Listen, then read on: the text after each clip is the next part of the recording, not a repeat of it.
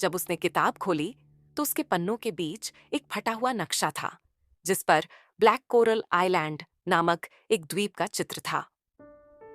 ये नक्शा एक खजाने का है, आरव ने किताब को झटकते हुए कहा। हमारे पास बहुत कम समय है, हमें इसे खोजना चाहिए, वीर ने जोश में आकर कहा। रहस्यमय यात्रा की शुरुआत। चारों दोस्तों ने बिना समय गंवाए अगले दिन समुद्र की तरफ अपना रुख किया। गांव के किनारे खड़ी एक पुरानी नाव में सामान लोड किया और अपनी यात्रा शुरू कर दी। जैसे ही नाव समुद्र में चली, हवा और लहरें जैसे उनका स्वागत कर रही थीं। समुद्र में कई घंटों तक यात्रा करने के बाद अचानक टाफी जोर से भौंका और सभी को एक रहस्यमयी चमक दिखाई दी।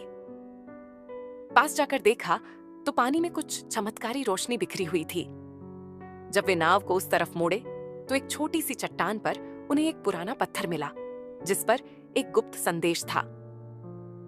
जो इस द्वीप तक पहुंचेगा उसे 3 चुनौतियां पार करनी होंगी।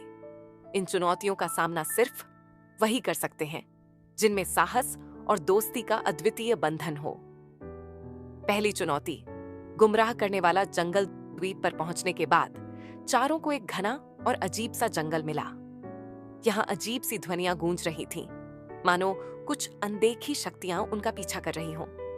एक रास्ता दूसरी दिशा में मुड़ता और हर दिशा एक जैसी ही दिखती।